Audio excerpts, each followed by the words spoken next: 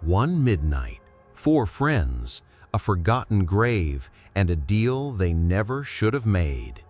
She died with a child inside her, and now she wants it back. One went missing, one died screaming, and the one who survived, she doesn't speak anymore. This isn't just a ghost story. This is a warning. You're watching Uncle Hollow NX, and this is the story. There's a village deep in the heart of West Java where people speak in hushed tones about a grave. Not just any grave, but the one at the edge of a forgotten cemetery, overgrown with vines, hidden behind rusted iron gates no one dares open after sundown. It's known by one name only: Linah. Linah was once a young woman no older than 22 who worked in a roadside warung. She was quiet, polite, and beautiful in a simple way. But what made her story unforgettable wasn't her life, it was her death. Villagers said she was found hanging from a tree behind her rented room. She had been pregnant, 8 months. The child inside her died too. They said her body wasn't buried properly. No prayers, no family, just a shallow grave at the edge of the cemetery, far from everyone else. And that's where the stories began. Some said Linah's spirit roamed at night, clutching her swollen belly, whispering through banana leaves. Others swore she would appear in dreams, offering numbers, names, or luck. One man claimed he visited her grave and a week later landed a business deal that changed his life. But no one saw him again after his second visit. That's all it took for 4 friends, Ayu, Rina, Dimas, and Putra, to take interest. They were in their early 20s, fresh out of school, broke, jobless, desperate. They didn't fully believe the rumors, but they didn't fully disbelieve them either. It started as a joke over iced coffee. "If Linah gives fortune, why don't we just ask?" Dimas said. "You want to visit a haunted grave?" Ayu raised an eyebrow. "I want to change my life," he replied. That was a Tuesday. By Friday, they had bought candles, rope, and a handful of offerings. They picked the night of the full moon. They had no idea they were walking into a nightmare they'd never escape. They arrived just after 10 p.m. The moon was full as planned. Its pale light spilled through the treetops, casting long, warped shadows over the narrow dirt trail leading to the cemetery. The air was humid. Not hot, not cold, just heavy, like it was waiting for something. Each of them carried something. Rina held a bag of offerings, jasmine flowers, a folded batik cloth, 2 betel leaves, and a pinch of rice. Putra carried candles, black, as instructed by the forum Dimas had found online. Dimas had the red rope, pre-cut into 4 equal lengths. Ayu carried hesitation. They paused at the iron gate. It creaked when they pushed it open, not loud, just enough to raise goosebumps. The graveyard was silent, unnaturally so. No insects, no wind, even the leaves refused to rustle. "Tie them around your wrist," Dimas said. "Don't untie until we're done." He handed each of them a red cord. They tied themselves together, left wrist to right wrist, a single human chain. It was his idea. If something goes wrong, at least no one can run alone. They moved slowly toward the back of the cemetery, weaving between crooked headstones and crumbling crosses. The grass grew taller there. The graves looked older. And then they saw it. A flat, unnamed mound, barely a grave, covered in wild grass. At the head of it, a rotting wooden post with nothing on it. No name, no date. "That's it," Dimas said. "That's Linah." Ayu's hand trembled. Her fingers gripped the candle tighter. That's when they heard the voice. "You shouldn't be here."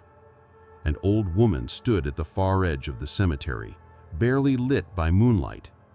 Her shoulders were hunched, hair tied in a tight bun, eyes clouded with age, but alert, too alert.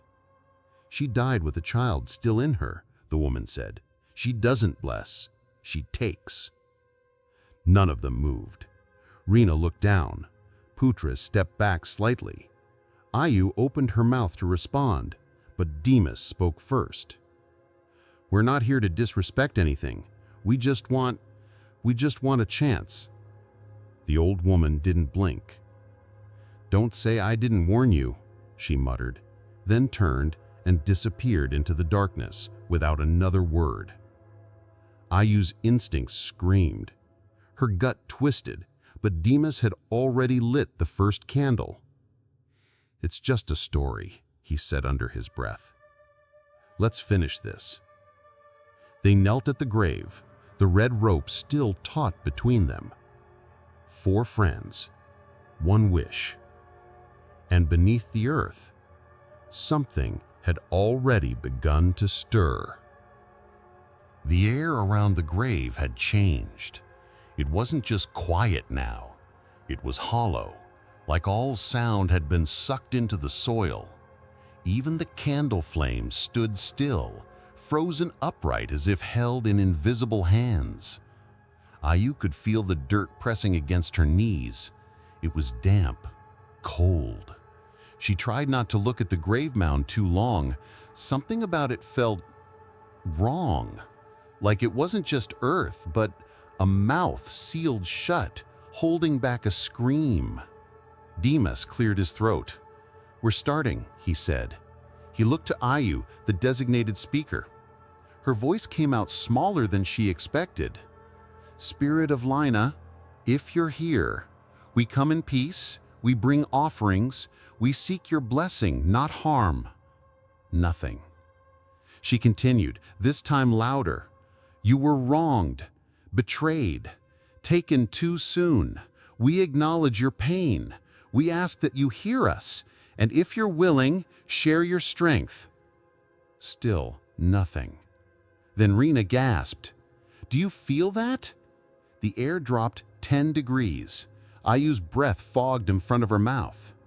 The grass around the grave flattened outward, as if pressed down by an unseen force. One of the candles flickered, then another, and then a rustling. Not from the trees, from beneath them. Putra turned pale. "Something's moving." From the far end of the cemetery, past the shadows, a figure emerged. A woman. She moved slowly, no sound, no footsteps. Her kabaya was torn, dragging in the dirt. Her hair, long and black, clung to her face like wet seaweed. Her arms cradled her belly, which bulged unnaturally, tight against her skin, as if something inside was still trying to come out. Her face was pale, eyes dark, lips split open, but not to smile. She sat on her own grave, and then she raised her head. The face behind the hair looked half decayed, one eye missing, the other locked straight on Ayu. Rina whimpered, "Don't look, don't look." But Ayu couldn't move, couldn't breathe. She wasn't looking at a ghost. She was looking at a mother who never gave birth, and now wanted someone to finish what death interrupted. Suddenly, all 4 candles went out at once. The grave pulsed, yes, pulsed, like a heartbeat in the dirt. And from somewhere below, a sound rose like a groan and a cry twisted together. Ayu's lips parted on instinct, whispering, "She's here." And Linah was listening. There was no wind, no sound, no movement, except for the woman on the grave. Linah sat motionless, but everything around her began to shift. The shadows lengthened. The trees seemed to lean in. The earth breathed. Ayu's heartbeat was pounding so loudly she thought the others could hear it. But when she turned, they all looked frozen, eyes wide, limbs stiff, as if time itself had slowed. And then it came. A voice, but not from the woman's lips. It came from the soil beneath them, from inside their own chests, from everywhere at once. You come asking for blessings. It was not a whisper. It was not a scream. It was something in between, ancient, raw, broken. I died hungry, alone, with a child who never saw the world. And now you come to me with candles. You want something from me. Then tell me, what do you offer in return? The earth groaned, and Ayu felt the ground beneath her knees shift as if something was crawling just under the surface, circling them. Say something, Demas hissed. Tell her we're sorry. Ayu tried to speak, but her jaw wouldn't move. Her teeth were clenched shut. Linah stood.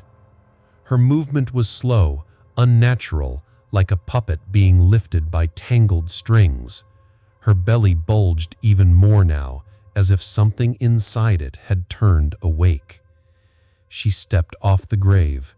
Her feet didn't touch the ground. You came to take. Now you will give. Suddenly, Rena let out a choking scream. Her body shook violently, eyes rolling back, foam spilling from her lips. The candles reignited on their own, with blue flames. Ayu could hear her own breath again, but it came in shallow gasps. She couldn't feel her fingers. The red rope was burning hot, scalding her skin. The figure of Linah now stood only a few feet away, close enough to smell the rot, close enough to hear the baby moving inside her. Ayu met her eyes, and that was her mistake.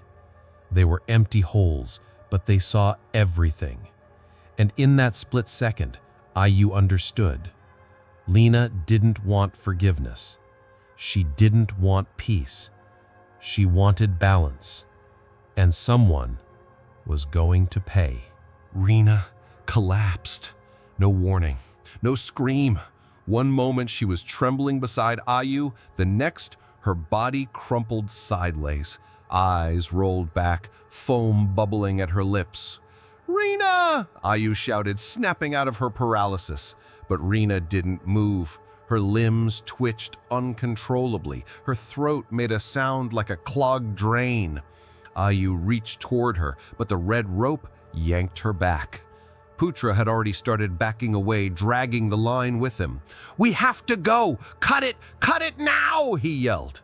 Dimas scrambled for his pocket knife, but his hands were shaking so badly the blade slipped from his fingers into the grass. That's when Linah moved again. She didn't walk. She glided, barely above the ground, her tattered kebaya drifting like underwater fabric. Her bloated belly swayed unnaturally full, and her head lolled to one side, mouth half open in a twisted, slanted grin. And that sound, a soft, wet squelch, was coming from her womb, like something inside her was turning over. She's coming closer, Putra screamed, grabbing the red rope with both hands and tearing it loose from his wrist. He broke free, snapping the connection, then ran toward the drainage ditch, tripping over a stone and tumbling out of sight. Ayu followed without thinking. She ripped off the cord, wrapped her shawl around her head, and bolted into the banana grove behind the grave. Branches slapped her face, mud sucked at her feet, but she didn't stop. Behind her, Dimas was shouting something. She couldn't hear what. Just before she disappeared into the darkness, she turned for one last look. Linah was kneeling beside Rena now, gently touching her face, rocking, humming, a sound no mother should ever make to a child never born. Then Ayu ran. She didn't remember how she got back to the road. She didn't remember how long she screamed before someone found her. But she would remember the look on Linah's face forever. It wasn't anger. It wasn't sorrow. It was satisfaction. By morning, the sun rose quietly, too quietly, like even the light was afraid of what had happened. Villagers found Ayu on the roadside, mud-soaked, shaking, unable to speak. Her eyes were open, but she wasn't seeing. She just kept whispering the same word over and over. She's still there. She's still there. The others weren't with her. Later that afternoon, a group of local men, armed with sticks and prayer beads, ventured into the cemetery. What they found would haunt them. Rina's body was sprawled over Linah's grave. Her mouth was open, frozen mid-scream. Her eyes bulged so wide they looked as though they might burst. Her hands were curled into claws, nails dug into the dirt. But the most disturbing part? Her face had been gently wiped clean, as if someone had taken the time to prepare her. Demos was gone. No blood, no signs of struggle, just an impression in the grass where he'd been kneeling, and a trail of bare footprints that led into the jungle and disappeared. 3 months passed, and then one day someone swore they saw Demos at a bus terminal 2 islands away.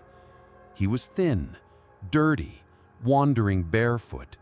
When asked for his name, he simply replied, "I don't know anymore." Then he walked away. Putra made it home. At first, everyone thought he was fine. Shaken, yes, but breathing. His parents brought him inside, gave him soup, begged him to tell them what happened. He never spoke. He just stared.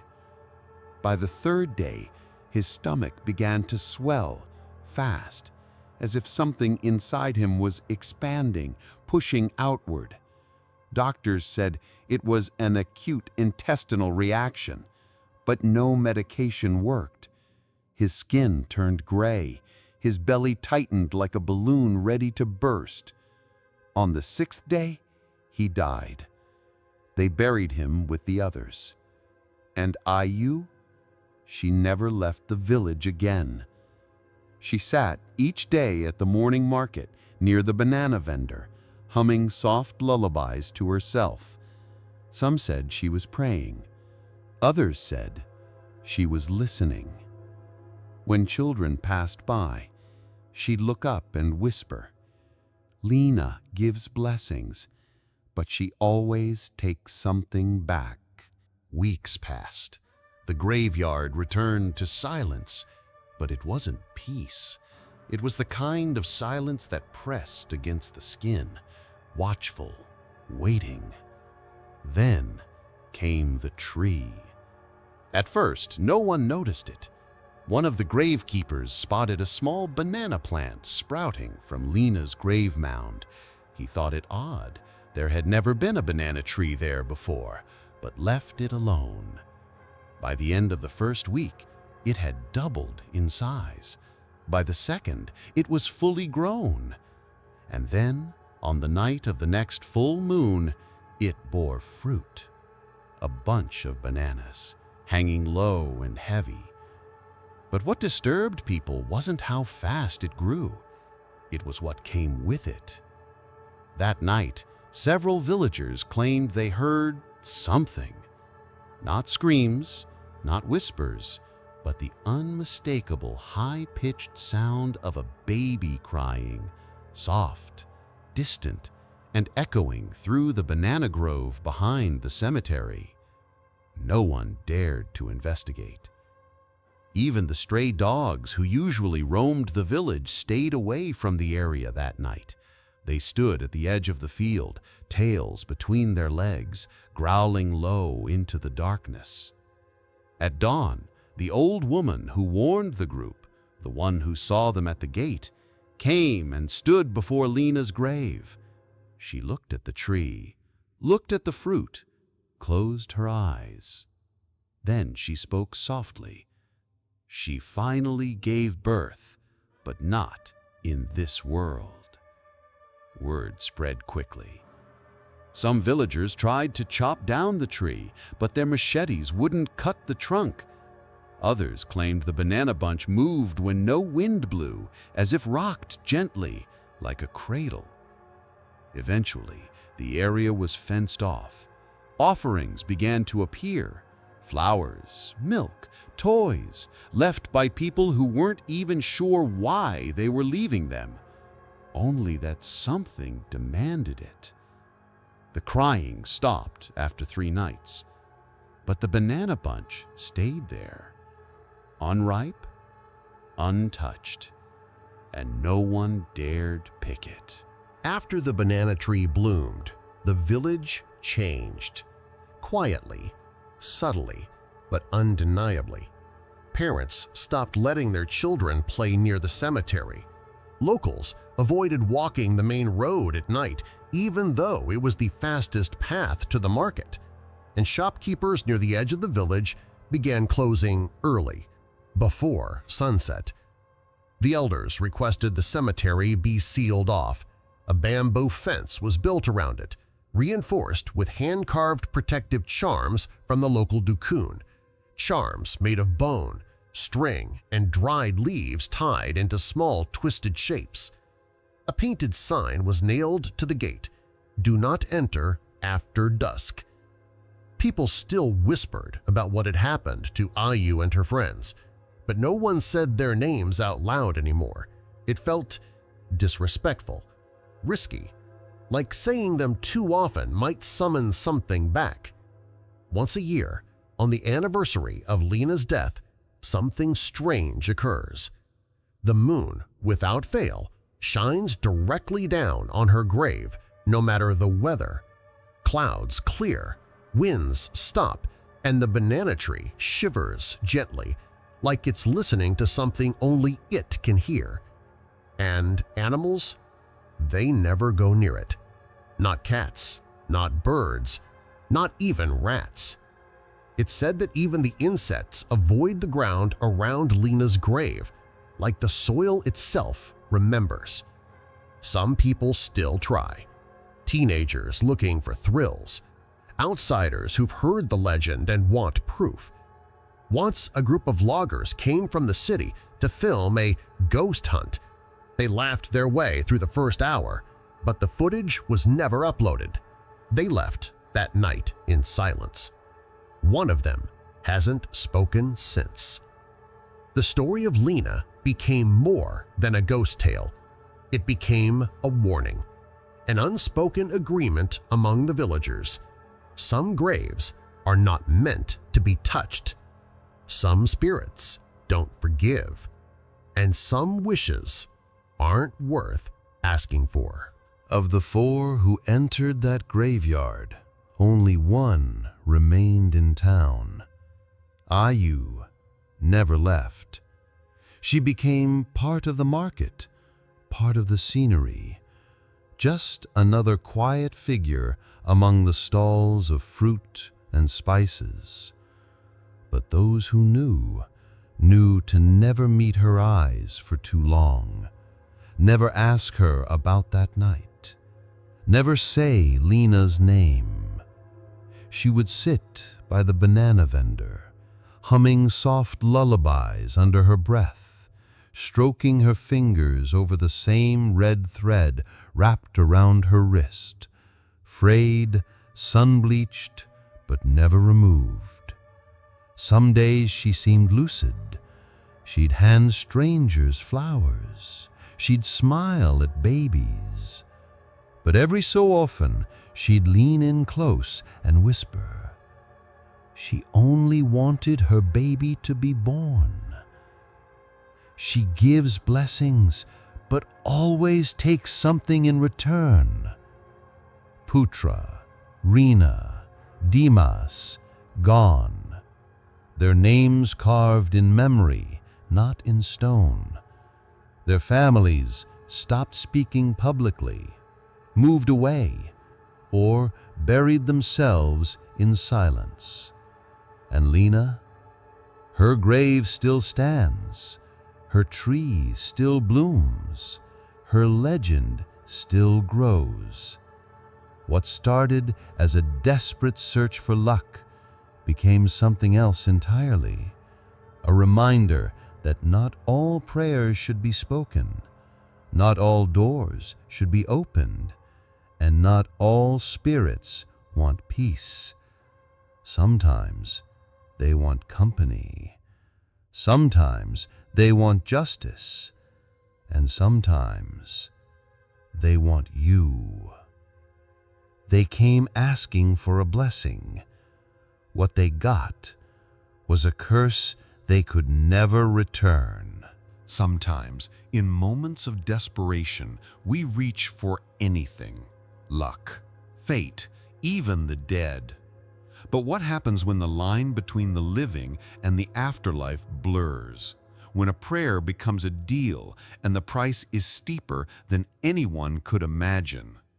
This story reminds us that not all help is good help. In a world full of spiritual beliefs and hidden forces, there are boundaries that exist for a reason. Cultural traditions, whether in Java, Vietnam, or anywhere else, often come from a place of caution. We pass them down not just to remember the dead, but to protect the living. It also raises a haunting question. When you ask for something, what are you truly willing to give in return?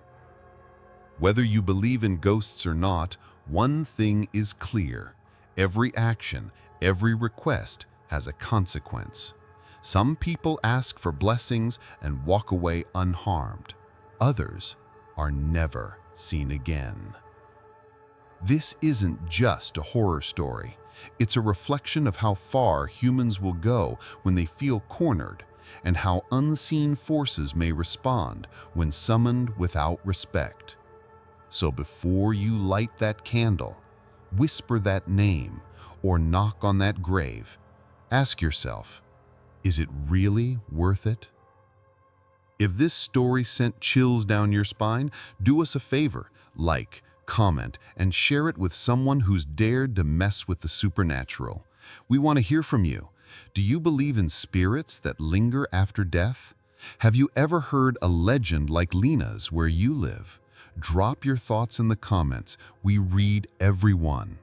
And don't forget to subscribe to Uncle Hollow NX, because tomorrow's story might just take us to a haunted mountain where a missing hiker returned home without his shadow. You won't want to miss it.